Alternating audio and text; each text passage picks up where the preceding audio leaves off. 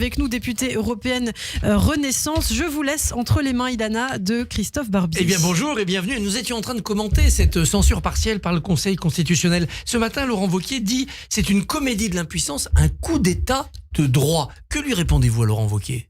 Je lui réponds que lui, il est en train de prôner un coup d'état contre l'état de droit. Parce que je suis extrêmement choquée qu'un dirigeant politique qui se réclame de la droite de gouvernement puisse dire que le Parlement doit avoir le dernier mot face au Conseil constitutionnel. C'est ce qu'il propose, oui. C'est une remise en cause de l'état de droit, Christophe Barbier, rien d'autre. Ça rappelle la polémique en Israël aussi, sur Cour suprême et majorité. Absolument, et qui d'ailleurs, vous le savez, a été écarté. Tout à fait. Et on n'en a pas assez parlé. Mais je pense que ce qu'a dit Laurent Wauquiez est extrêmement grave. Et revenons d'ailleurs à cette actualité. L'essentiel du texte gouvernemental a été validé. C'est-à-dire que le projet de loi du gouvernement, qui était bien ficelé, bien travaillé en amont, et c'était l'essentiel de ce qu'attendaient les Français, à savoir la possibilité, quand vous avez un étranger sans papier délinquant, de pouvoir plus facilement le reconduire à la frontière. Même s'il est là depuis longtemps. Même s'il est là depuis longtemps, malgré sa situation maritale. C'est ce qu'a ajouté le LR, en fait, les LR qui est censuré. C'est l'ajout LR, les ajouts LR qui sont censurés. Et c'est, si vous voulez, je dirais, l'ajout brouillon des LR.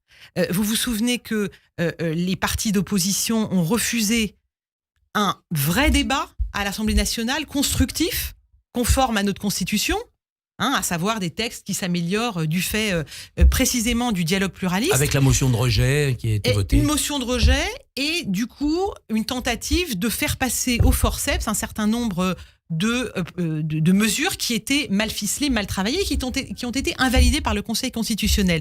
Ce qu'attendaient les Français, à savoir que, et c'est bien normal, des étrangers sans papier sur notre territoire qui commettent des délits et des crimes puissent être reconduits à la frontière, eh bien c'est validé, c'est l'essentiel et c'est ça que le gouvernement va mettre en place très rapidement, puisque la plupart de ces mesures peuvent être appliquées immédiatement. Alors, et le Gérald Darmanin a fait savoir qu'il allait demander au préfet, dès le mois de février-mars, de revoir tous les dossiers qui ne pouvaient pas précisément amener à une reconduite à la frontière du fait des obstacles juridiques qui sont aujourd'hui levés, vont être réétudiés. Ça ne va pas simplifier l'exécution des OQTF, les obligations de quitter le territoire français, notamment quand les pays ne veulent pas récupérer leurs ressortissants. Ah si, parce qu'en fait, précisément, nous avons la validation du fait que on peut considérer que de refuser des visas aux États qui récalcitrant à récupérer précisément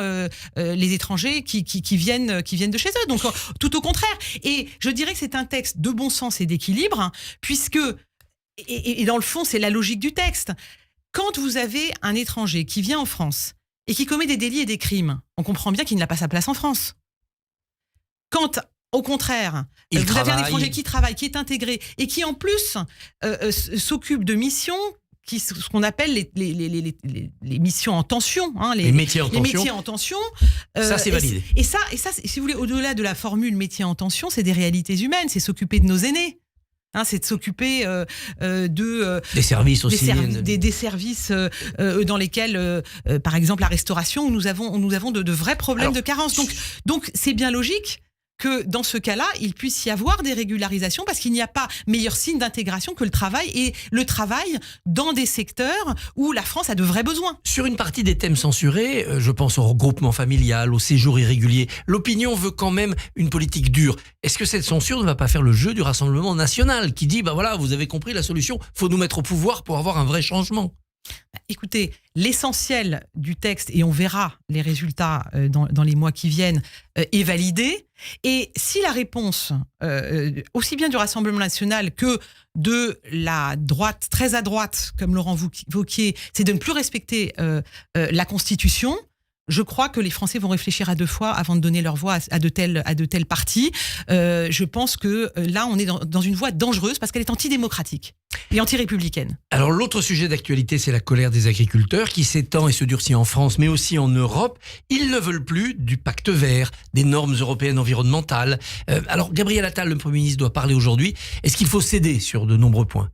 Alors, je vous entends dire, ils ne veulent plus du pacte vert. Je rappelle que le pacte vert n'est pas encore appliqué. Non, mais ils le voient arriver, ils se disent voilà. on n'y arrivera pas, En fait, le pacte vert est un texte qui est équilibré et qui n'est pas un texte contre les agriculteurs. Il faut arrêter d'opposer l'écologie et l'agriculture. Ça leur met la pression quand même. Hein.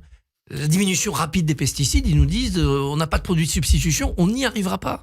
Oui, mais je rappelle que justement, la règle sur les pesticides n'est pas passée. Donc, simplement, entre ne rien prévoir contre les pesticides et prévoir et interdire les pesticides tout de suite, interdire quasiment tous les pesticides, ou bien ne rien faire. Il y a une voie médiane que nous on essaye de porter à l'Europe, et je pense que les agriculteurs sont extrêmement conscients que ils ne veulent pas moins d'Europe, ils veulent mieux d'Europe, mais ils sont conscients que la PAC, c'est 9 milliards d'euros qui arrivent en France chaque année. Ils ne sont pas anti-européens, mais ils sont quand même de plus en plus anti-normatifs. Ils ont envie qu'on les laisse faire terroir par terroir, presque exploitation par exploitation. Je crois qu'il faut être à leur écoute, et je crois que c'est une bonne chose que la question agricole soit au cœur du débat public aujourd'hui. Il faut être à l'écoute du fait que, oui, les agriculteurs sont parfaitement conscients que, à la fois pour la santé des Français, mais pour leur santé à eux, il faut que l'agriculture s'adapte aux nouvelles exigences et aux nouvelles conditions pour que notre santé publique soit assurée, mais il faut leur laisser à la fois le temps et leur donner les moyens de le faire. Et on leur donne pas assez de moyens, ces 9 milliards, ils devraient être doublés d'une aide à la transition écologique. Alors, il y a des aides à la transition qui sont prévues. Je pense que l'une des revendications tout à fait légitimes, c'est, comme vous le disiez, c'est cette paperasserie. Et l'un des sujets, ça va être d'alléger cette paperasserie, cette tracasserie administrative. Il y a parfois aussi un sujet de surtransposition française, donc c'est pas la faute à l'Europe, mais c'est parfois... on fait du zèle en France. On fait du zèle. Je pense que le Premier ministre, sa méthode, on va voir, elle va être à l'épreuve, c'est l'écoute. On a vu depuis le début de la semaine, il a écouté les syndicats, maintenant il va proposer ces solutions, il va trancher, et je crois que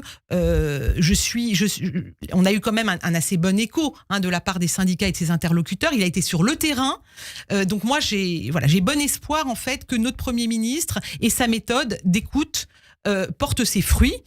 Il faut savoir qu'il ne s'agit pas de renoncer à ces exigences environnementales, parce qu'à nouveau les agriculteurs ne sont pas les ennemis de l'environnement. Mais trouver le chemin. Mais il faut trouver le chemin, il faut laisser le temps de la transposition. Est-ce que de l'adaptation et de cette temporalité qui est celle de nos agriculteurs. Est-ce que l'Europe a commis une erreur en ouvrant ses marchés, par exemple au poulet ukrainien? On a voulu être solidaire avec les Ukrainiens, on a pénalisé peut-être nos agriculteurs et nos consommateurs.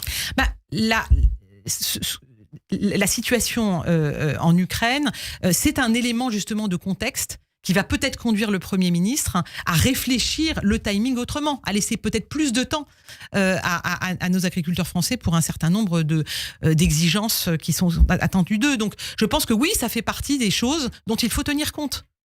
Alors, à propos d'européenne, qui sera votre tête de liste aux prochaines élections? Ça y est, les débats commencent, immigration, agriculture, il nous faut une tête de liste, Renaissance. Déjà, on a un groupe, on a une nouvelle présidente à la tête du groupe Renew. Permettez-moi de saluer ma collègue Valérie Hayé, jeune et brillante députée européenne qui remplace Stéphane Séjourné. C'est important, vous n'avez pas beaucoup de Français. Vous n'avez pas beaucoup de groupes, vous n'avez aucun groupe politique aujourd'hui à l'Europe qui soit présidé par un Français ou une Française. Et ça donne de la force. Je peux vous dire que c'était quelque chose d'important. Nous avons un groupe très pro-européen, très uni et présidé par une Française.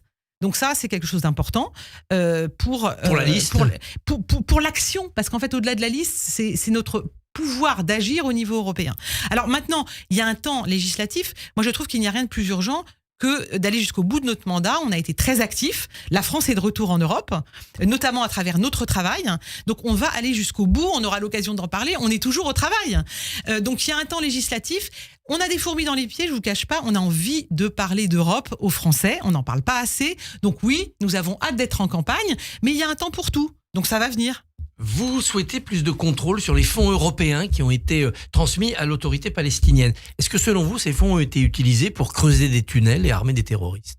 Alors, Permettez-moi d'élargir un peu la question et on va revenir tout de suite à la question des fonds palestiniens. Il nous reste 1 minute 30. Il nous reste 1 minute 30. Un de mes combats, c'est effectivement un renforcement du contrôle des fonds européens à tous les bénéficiaires. Et ça s'inscrit aussi dans notre lutte contre l'islamisme et l'entrisme islamiste qui, auprès des institutions européennes, qui arrivent à capter des fonds européens. Je vous donne un exemple.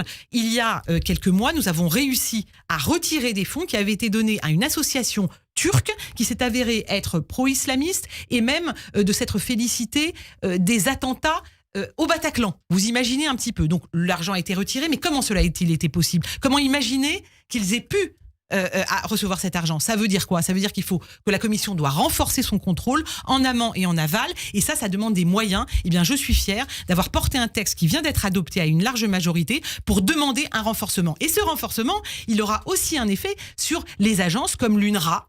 Et moi, je vous donnerai un exemple très concret. Vous parlez des tunnels, et moi, je vous parle des manuels palestiniens, qui est l'un de mes grands combats. Il n'est pas possible que l'Union européenne soit le principal contributeur dans un certain nombre de domaines, mais dont l'éducation, et n'ait aucun droit de regard sur le contenu. Ces manuels palestiniens, ils sont à contenu antisémite. Merci. Ils sont parfois, ils appellent en fait au djihad. Et il faudra les contrôler. Et donc tout cela, donc moi je vous dis, il y aura un avant et un après. Les parlementaires ont été clairs. Oui, nous voulons plus de contrôle et nous aurons plus de contrôle. Merci beaucoup, Ilana Sicurel. Bonne journée. Merci à vous. Merci beaucoup Christophe Barbier.